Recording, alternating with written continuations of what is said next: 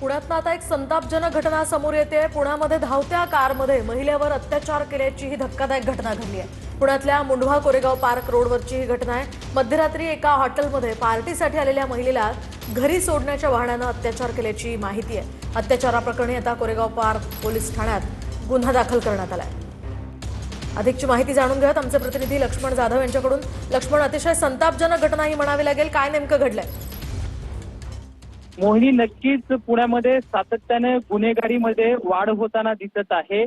ही घटना तर अतिशय धक्कादायक आहे। मुंढवा कोरेगाव पार्क मध्ये एका महिलेवरती संध्याकाळी पार्टी झाल्याच्या नंतर घरी सोडण्याच्या बहाण्याने एका व्यक्तीने त्या महिलेला कारमध्ये घेतलं आणि या चालत्या कारमध्ये या महिलेवरती या तरुणाने जो आहे तो अत्याचार केलेला आहे। आता या प्रकरणी कोरेगाव पार्कमध्ये गुन्हा जो आहे तो दाखल झालेला आहे। पोलिसांकडून या आरोपीची जी अधिकची तपासणी करण्यात येत आहे। मात्र ही जी महिला आहे एका पार्टीसाठी एका हॉटेलमध्ये गेलेली होती आणि या हॉटेलमध्ये हा व्यक्ती सुद्धा त्या ठिकाणी आलेला होता। दोघांची कुठलीही ओळख नव्हती। मात्र पार्टी संपल्याच्या नंतर मी तुला घरी सोडतो असं त्या व्यक्तीकडून सांगण्यात आलं। खरं ज्या महिलेवरती अत्याचार झाला आहे ती महिला पेशाने वकील आहे।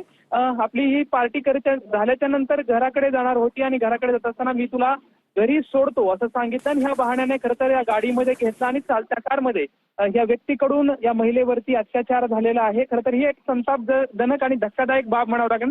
पुण्यासारख्या सांस्कृतिक शहरामध्ये सातत्यानं अशा घटना समोर येताना दिसत आहे। आता पोलीस नक्कीच धन्यवाद लक्ष्मण, दिलेल्या सविस्तर माहितीसाठी। या घटनांकडे गांभीर्याने बघणं अत्यंत गरजेचं आहे।